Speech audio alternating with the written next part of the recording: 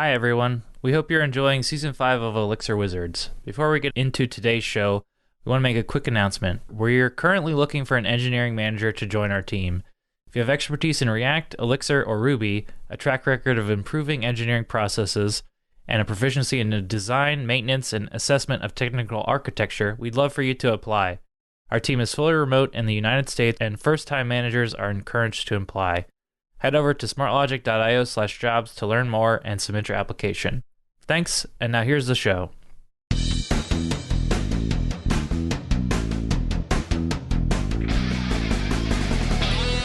Welcome to Elixir Wizards, a podcast brought to you by SmartLogic, a custom web and mobile development shop based in Baltimore.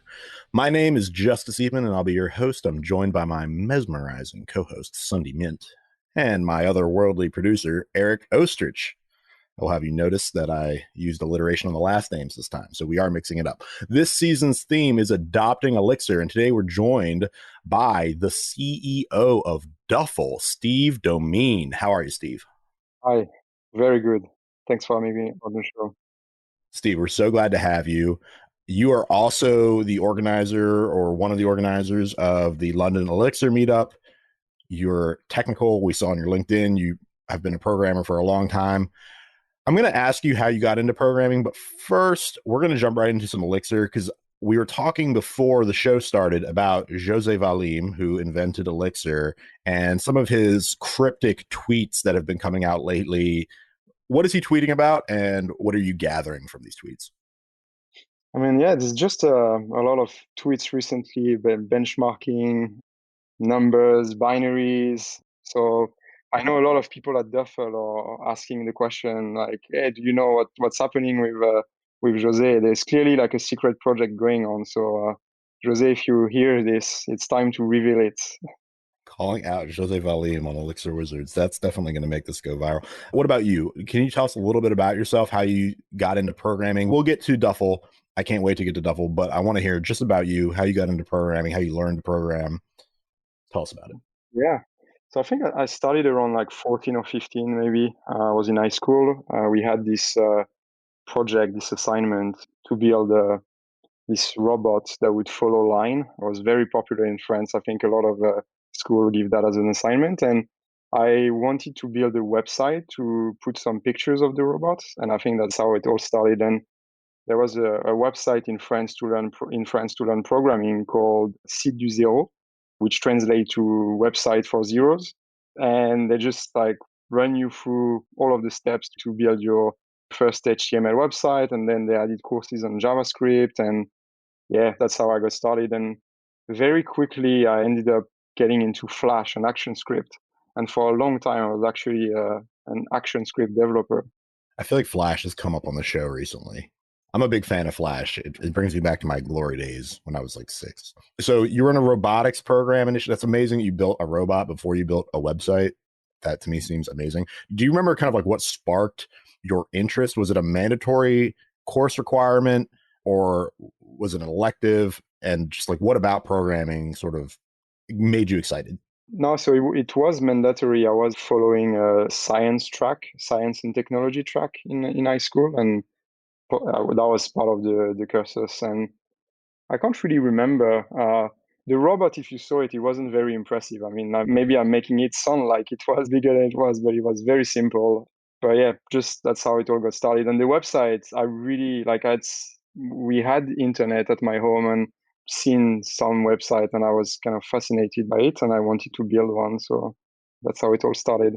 Did you have any resources that were really helpful for you? I know like today there are a lot of really great resources for kids to learn, like even as like young as like 2 or 3 years old. So I'm curious as to like when you were learning, what resources were out there for you? Yeah, so aside from the website I mentioned, the site of the zeros, there wasn't much back then. I think that was the main thing, to be honest, because there's no books, or at least not that I could find in the city that I was living in. So yeah, just that single website that had a course on HTML. Nothing at school as well, which was, yeah, nothing. Do you remember your first paid job in programming? Yeah, I do actually. Well, it was a freelance job. I was tasked to build this action script program, this Flash program. Actually, it wasn't even Flash, to be accurate. It was Flex. So Flex was this technology from Adobe that was meant to be used to build a rich application, as they used to call it back then. So it was a suite of components that it was essentially a framework that you could use to build rich applications. I mean, Google it after the show. It's proper old school. And so yeah, I got that job where I was tasked to build an application in Flex to sort through hundreds and hundreds of photos for some kind of research department in France. This is way off topic, but I'm curious if you can maybe explain like some of the Flash ecosystem of the time, because now it's come up a few times on the show. And I do think actually kind of placing the technological kind of ecosystem context is interesting for people. Like I remember Flash being like Macromedia Flash. It was supposed to be like multimedia, animations, sounds, and everything, but it would run in the browser. I was like 7 years old at the time, so I don't really remember that stuff very well, but I'm curious if you can maybe tell us a little bit more about that ecosystem. I've never heard of Flex before. ActionScript I have heard of. Can you maybe just tell us a little bit more about that like ecosystem in the world? Yeah, sure. So, I mean, it's been a while now, but so yeah, Flash was the kind of Micromedia runtime for, I guess, rich applications or rich animation. So Adobe bought Micromedia, and then it became an Adobe product. And the language back then was ActionScript 2. And then Adobe bought it and they started the development of ActionScript 3, which, if I remember correctly, was inspired by Java more than it was by JavaScript, which for ActionScript 2, that was the origin. And after a little while, Adobe started developing this technology called Flex. And so it was a framework that was built entirely in ActionScript 3 that had a lot of components. I mean, it was in many ways like React before the time, or like it was, well, like maybe React is not a good analogy, but it was just this high-level framework that would sit on top of ActionScript 3 and Flash. And they they even had that integrated development environment that was built on Eclipse, which was called Flex Builder. And so you had the coding view, but also I can never pronounce that name in English. What you see is what you get, like Wizig, or like an environment where you could drag and drop components and build your interface in this way in Flex Builder. Yeah, that was it. It's so bizarre to me that at one point Adobe had such a huge impact on the world of web development. Like once upon a time, Macromedia Flash was literally everywhere.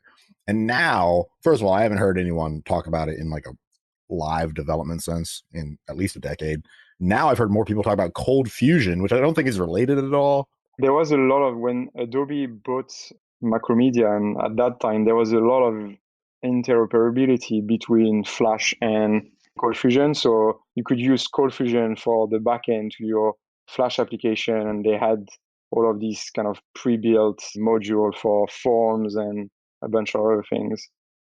Yeah, not anymore though. I'd expect. I mean, Cold Fusion, I feel No, like it's still pretty modern. People use Cold Fusion. I mean, a few years ago, someone yeah, was asking me like, "Do you work on Cold Fusion?" I was like, "No," but yeah. Not sure I'd call Cold Fusion necessarily modern, but surprisingly, they did still have a virtual conference this year, so it's big somewhere. Wow. So let's get to talking about Duffel. Duffel's one of the most interesting startups I think around right now. You started in 2017, is that right? Yeah, correct. What is Duffel? We are essentially rebuilding the software stack for the travel industry. So if you've ever been on a plane or checked into an hotel, or which seems like a very remote experience nowadays, but back when we used to do that, all of the software that sits underneath this experience has been built in the 60s, 70s. So very, very old technology that runs on mainframes. So the travel industry is not the most modern industry in the world. And it's been very hard for people to innovate. If you look at the experience that we have in online travel, I mean, since the first generation of online travel agencies, we can't say that things have changed much. There's more websites and more options to buy flights and book hotels, but we can't really say that the experience is better. And in many ways, I mean, COVID has highlighted a lot of the deficiencies, like around cancellation and refunds, and a lot of that has been manual, and people have had a lot of pains. And so what we wanted to do with Duffel was build a newer, more modern set of software for the travel industry. And our first product is the Flights API, which is an API that lets you search, book, manage, cancel, buy ancillaries, buy seats for the flights industry. Mm-hmm. And when did that API become publicly available? So we launched it last year in September last year, and initially in a closed beta, and then we opened sign up on the API in April 2020, so a few months ago. Gosh.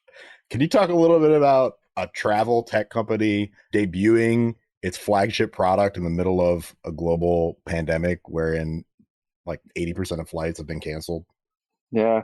So we actually had a timeline that was much longer, and when COVID hit, we decided to accelerate everything because our reasoning was there aren't going to be that many people that are looking at plugging into a Flights API right now. So what best time there is to launch something and see what breaks and start gathering feedback. And it actually has been super valuable because instead of experiencing just a large number of customers coming and starting to play with the APIs and all things break, which naturally would have happened, we've actually had that slow ramp up, and it's been super valuable for us. Can you talk a little bit about, you mentioned the tech is ancient from the 60s and 70s. I worked in the travel software space a little bit too, and I didn't work on the integration side, but we heard about it all the time. Our integrations team had so many pain points integrating. Can you speak a little more to what that system looks like and how your API helps alleviate those pain points for teams?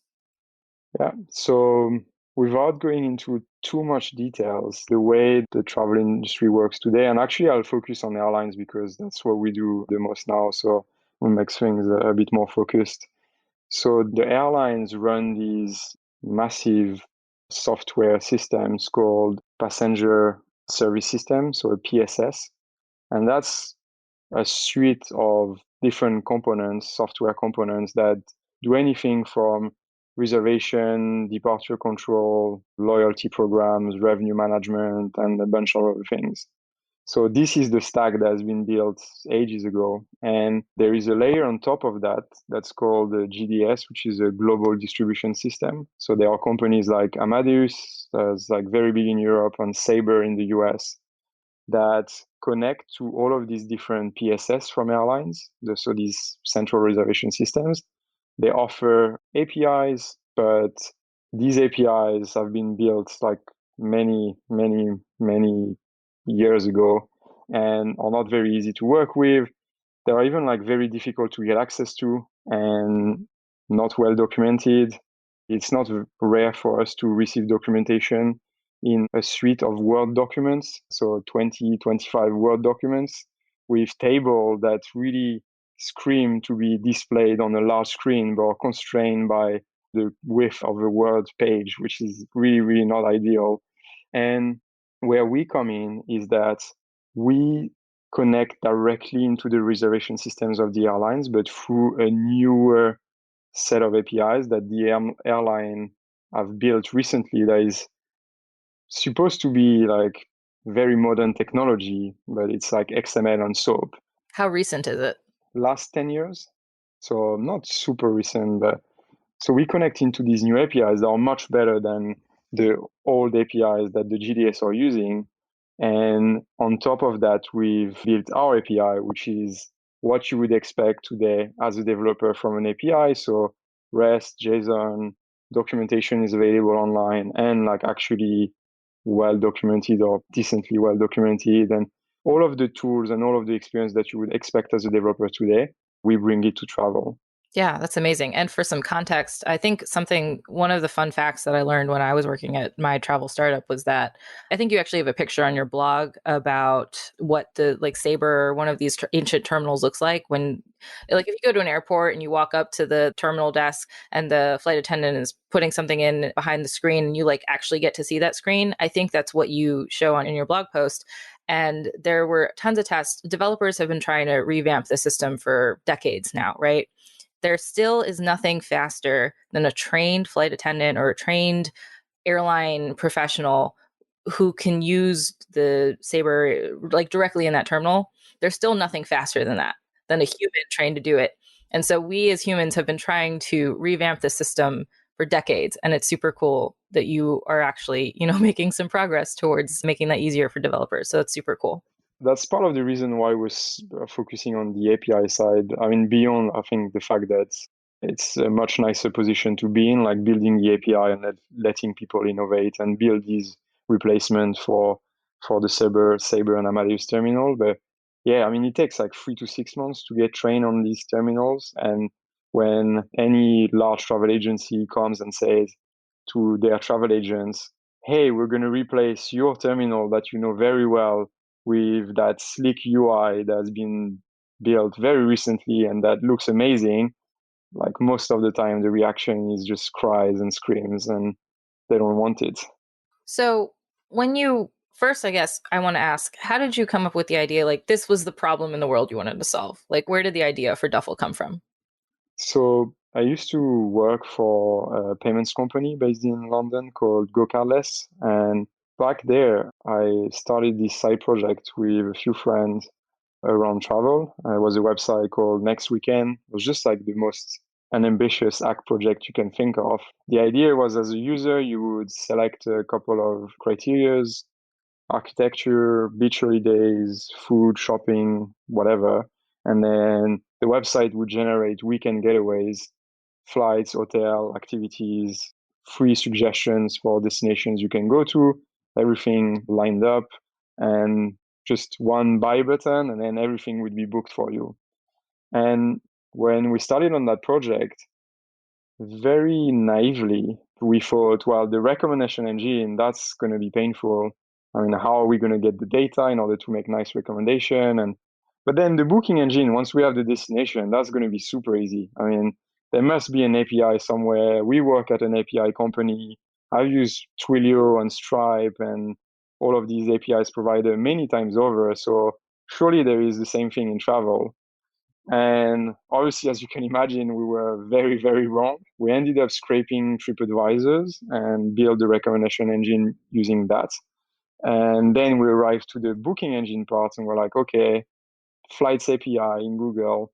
And the only thing that comes up is Amadeus and Sabre. So we go on the website, very corporate-y website, no sign up, not even a presentation of the products, not even a call sales, like at the very least, like someone to reach out to. No, it's just like all corporate, fuzzy words and changing the future of travel through better technology. And so we were just, okay, like that's not going to be an option.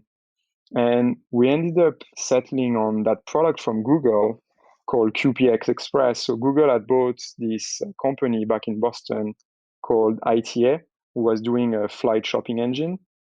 And they were forced, I think, by the FTC during the acquisition. I think it's the FTC. I'm not so sure with all the federal agencies in the US, but they were forced to leave a version of the flight shopping engine available for the general public for 7 or 8 years after the acquisition. So what I did is took that amazing flight search engine called QPX, and they created a slimmed down version of it called QPX Express, which was very expensive, 50 cents per search request. So if you're running any decent travel website, you would just get killed by that price. I mean, it wouldn't work. And you couldn't book, you couldn't redirect to the airline's website. So the only thing you could show is just there is a flight that departs this day, this time, and that's it. And so we used that to build the first version of the website. And that was the first foray into the pains of the travel industry. And came back to it a few years later, wanted to build a new version. Nothing had changed. And so that's when Duffel got started. And like I said, it was very brave of you to tackle this. This is something that teams and teams and teams of engineers have tried to tackle and have not had great luck with. How did you Yeah. decide to use Elixir to tackle this problem? Or did you not? Did it come up later? No, so actually from the get-go, we started with Elixir. Elixir back at that time was my language of choice for anything that has to do with web and APIs, and that was the language I was the most familiar with, and just started building the first version of the API with that. It was the language that I was the most productive with and that I enjoyed, and also I thought it was a language that was very well suited to the kind of problem that we were going to face. So Yeah, I was taking a look at your API. It's beautifully documented, by the way. Like, hats off thank to you you. on that. And I noticed that there was a lot of, well, being familiar with flight data, I could recognize it when I saw it. But having now worked on Elixir projects, I was kind of recognizing that maybe the data model is a little easier to scope out in Elixir than maybe another language. Can you speak to sort of how you're using Elixir to leverage, or sorry, how you're leveraging Elixir to benefit your data and the way you kind of organize all of that? Yeah. So one of the main benefits of using Elixir is before the data is that we get a request from our API consumers, and then we need to span out to potentially dozens of airlines in order to get their kind of search results. And obviously that's a language that Elixir is really, that's a kind of problem that Elixir is well suited to solve. On the data side, we interestingly, maybe not, we used Ecto from the get-go for all of the data that we receive from the airlines. So the schema-less version of Ecto. And the idea behind that was, well, we have all of this data that we get back from the airlines. We need to perform some validation. Maybe not all of it is good enough for what we'll do with it. And so Ecto seemed like a natural fit. We're running into some pains now because we've kind of pushed it too far, I think. The data that we get back from the airlines, the responses are massive. We might get like thousands and thousands of offers just from one airline for one request. And we're just looping over this Ecto data structure over and over. So it's been fun on the data side. And actually, like at the more fundamental level, one of the other advantage of using Elixir is that Duffel can be visualized as a big pipeline where we get data in, transform it all the way to sending a request to the airlines. We get data back, transform it into the Duffel format, and then send it back to the API consumers. And I wish the code base was that simple that what I just explained, but theoretically, it should be quite beautiful. Can you talk a little bit more about the conversations in your team at the genesis of this looked like? I mean, were you working on this alone? Did you have to persuade some friends who are either in the Elixir community or elsewhere to come work with you in Elixir? Like, what was like the very beginning in the engineering room like? Yeah. So I started this company with two co-founders, and one of them was Tom, who is with the company now, and he's a product designer and also one of these rare breed of product designer that can also code very well, and is probably equally good developer than he's a product designer. And fortunately for me, because he was going to focus on all of the front end side of the house, I didn't have to do too much convincing, especially, in the early stages. It's just like, well, we're just building a first version and we'll see, like, if we need to rewrite it, it's just a prototype, we rewrite it. And here we are 3 years later, everything's still built on Elixir. And so it wasn't too difficult to convince him at the beginning. And when you're hiring new team members, I guess, how do you go about finding Elixir talent? So we don't look specifically for Elixir talents. We hire developers that have experience with other languages and we train them on Elixir. Yeah, I think there's a lot of improvements we could do on that training process, but it has worked like fairly well for us. I'm actually quite a big believer in hiring software engineers that are not necessarily restricted to one language and are happy to explore. And obviously, they need to have an appetite to do Elixir. So we're very upfront about that in the interview process. The last thing you want as a developer is coming into a new job and realize that you're using that language that you had no idea it existed. So that's the strategy we followed so far, and I think it worked quite well for us. Do you know if you have any clients who are using Elixir to ingest your API? Yeah, actually, I know of one at least. We're working with this online travel agency in France called Ulysses, and very small team, growing super rapidly.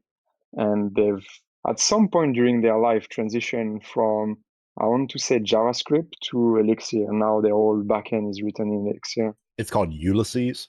Yeah, That's a Ulysses, great yeah. that's a great name for a travel agency. That's so good.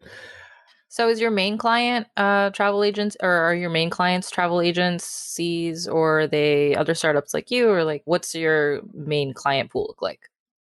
Yeah, a bunch of startups that might happen to be travel agencies on the leisure side, so online travel small and medium size online travel agencies, or also corporate booking tools.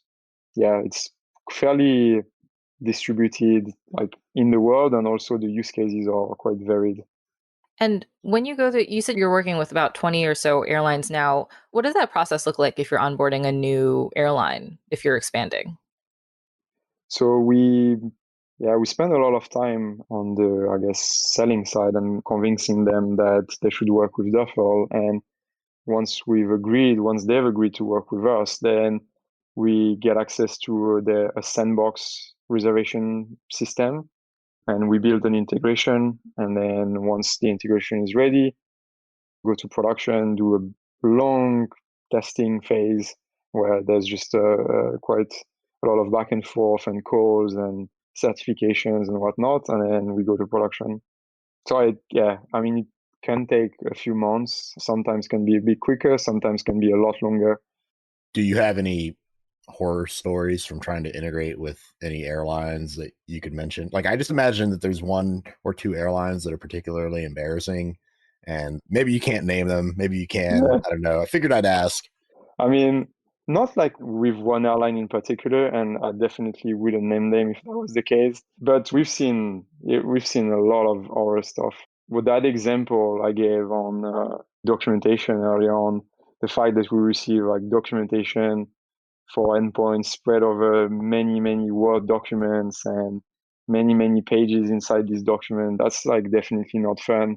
We have this one IT provider as well that has so the airlines are using IT providers that provide some of their systems sometimes, or external consultants. And one of them has built an API for an airline, and they have this error page, the list of errors, which probably accumulated all of the errors code that you can get since 1965 or something.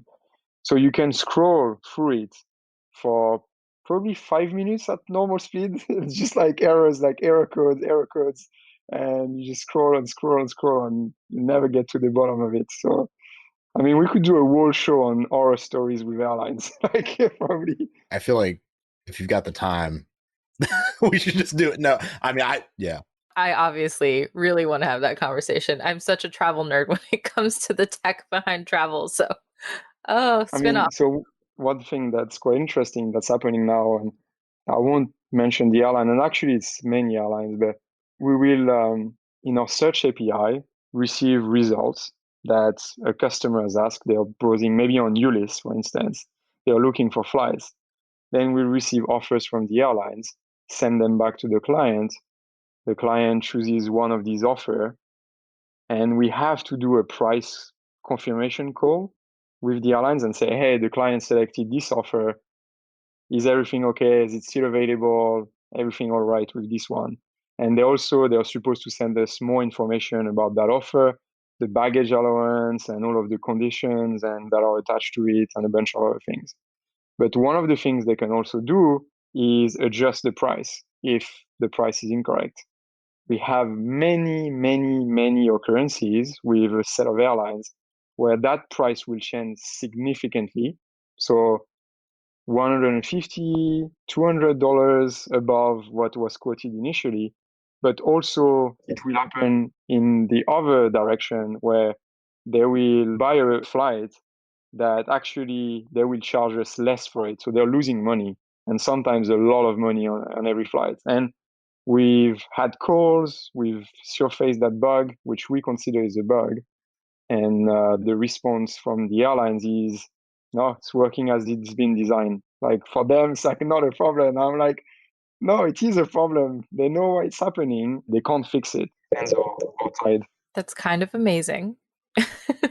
Yeah, that's scary. Yeah. So I want to ask you a little bit about kind of what the next phase is for y'all at Duffel. I'm curious, how big is the team? Are you growing? Are you getting into new products? Are you expanding into new technologies? Are you going to be an Elixir company for the foreseeable future? Our audience is mostly Elixir developers or Elixir curious developers.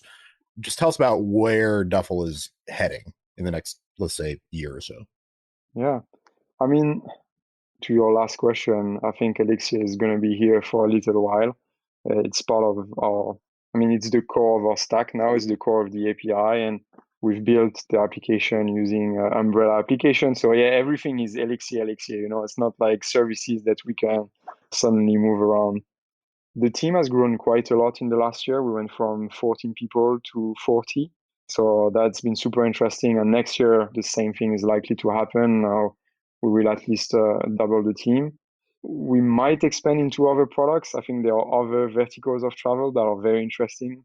I don't want to comment on it too much now, but there's definitely more on the horizon for us. We still have so much to do with flights that I don't see us doing any announcement in the near future. But yeah, stay tuned. More to come. We'll have to do a part 2 to hear more about that. And I do want to ask one other kind of Elixir related question. Sunny, maybe you have more, but I'm curious, like, if there are any ways that Elixir has like really enabled you in ways that you might not have been enabled if you had been working on a platform like Rails, or I'm not even sure what else you would use in the travel space. Closure, maybe. JavaScript. Mm-hmm. Yeah, I mean, I'm a fan of Elixir, but I'm also, I guess, pragmatic technologist. So I think we could have done what we've done with Duffel with other languages, and probably as well. So one thing that it enabled, at least for me initially, and maybe if I were to bring the team on the show, they would have a different opinion, but it was just like fun to build it. And we didn't have to worry about some of the things that we would have to worry with Rails. For instance, GoCarless, the previous company I was working at, was all built in Rails. And there's always like concerns around scalability and how do you distribute workload, and which are like always solvable, but are just come like baked in with Elixir. You just don't have to worry about it, and the platform is going to scale for a little while, and you're not going to run into hard limits early on. So yeah, I don't know if I totally answered your question, but well, I think another way to frame it would be if you knew about developers who might be working at more established companies that are looking to get Elixir adopted into their companies, what kind of advice would you give them in terms of selling Elixir to stakeholders in the company? I would say like pick a problem that you think Elixir is going to where Elixir is going to show its strength. So anything where there's a lot of concurrency and you need to span out or handle like data coming from multiple streams, or that's, I think Elixir can really shine there. Recently, I would say as well, I've been playing a lot with LiveView, so Phoenix LiveView. I think LiveView has a lot going for it, and for any web app or anything, I don't know, like internal admin tool where you don't necessarily have two separate teams, like one JavaScript and one backend that can work on the tool. Like you can do a lot with LiveView very quickly. I've been super impressed with the framework. So yeah, that would be my 2 recommendations, I think. What are you using for your front end now? So we're using Next.js. All the dashboards are built with Next.js. Well, remember what I said about having a brilliant co-founder that does JavaScript and is also a product designer. I brought Elixir into the company, and he brought Next.js, so fair game. Yeah, it'll be interesting to see if you get to integrate with LiveView moving into the future. We've definitely been keeping an eye out to see more examples of people using LiveView in production. So definitely keep us posted. So we do in some ways. I'll actually I sneakily introduced LiveView for an admin tool that we have, so the kind of back office for Duffel. Well, I say sneakily, and there was like reasons behind it, but also I think it was sneakily, if I'm honest. And yeah, it's been working quite well for us. People are not necessarily accustomed to the way of working with live view, so it's not without friction. I think it's showing promises. And before we close out here, and we'll give you time to plug anything you want, but I'm curious about the London Elixir Meetup, because that's actually how I found you, was through the London Elixir Meetup. You're listed as a co-organizer. Obviously, meetups are not happening right now, or maybe they are, in which case you should tell us about them, because that's awesome. But I'm curious, like, what's the status of the London Elixir Meetup, and what are your plans for it? Yeah, so I actually need to give a big shout to Barish, who's been in charge and running things on the meetup recently. Duffel has taken a lot of my time. There hasn't been any events recently. I think we hosted a few at the Duffel office actually before the pandemic. So I'm kind of looking forward for that to resume, hopefully in the new year. But otherwise, yeah, no major plans. Yeah, I can definitely speak from like a meetup organizer standpoint that it's been tough. It's not even just like moving to virtual meetups is one thing, but the like exhaustion rate that people have, the screen fatigue, Zoom fatigue from just being, in meetings all day and then wanting to go to another one. Meetups used to be like hanging out at the end of the day, not another screen meeting. Zoom. So, yeah, Yeah. another call. So, it's been rough.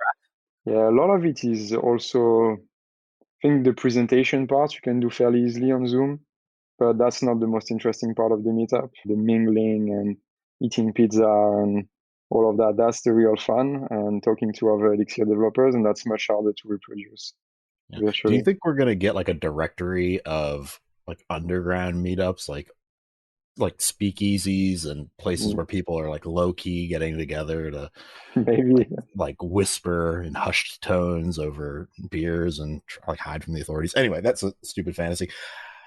We want to give you the final few moments of the episode to plug anything you want, ask the audience for anything you want, tell them where to find you, how to find Duffel, how to get involved with Duffel. The floor is yours. Well, thank you. Yeah, I think I would have two requests for the audience. One is we are hiring for Elixir developers, not only Elixir developers, but if you happen to know Elixir, it's definitely a big bonus. Team is based in London. Yeah, we'd love to hear from you if you're looking for a new job. And the second thing is for all the developers in the audience, which hopefully should be maybe all of you, just head to duffel.com, sign up, and if you have any feedback on the onboarding process, the documentation, we're always looking to hear from developers, so we'd love to get your feedback. Thank you very much, Steve. That's it for this episode of Elixir Wizards. Thank you again to our guest, Steve Domin, and my co-host, Sunday Mint, and my producer, Eric Ostrich. Once again, I am Justice Eben. Elixir Wizards is a Smart Logic podcast. Here at Smart Logic, we're always looking to take on new projects building web apps in Elixir, Rails, and React infrastructure, projects using Kubernetes, and mobile apps using React Native. We'd love to hear from you if you have a project we could help you with. Don't forget to like and subscribe on your favorite podcast player. You can also find us on Instagram and Twitter and Facebook. So add us on all of those. You can find me personally at Just Use a Pen, and Eric at Eric Ostrich, and Sunday at Sunday Kin. And join us again next week on Elixir Wizards for more Adopting Elixir.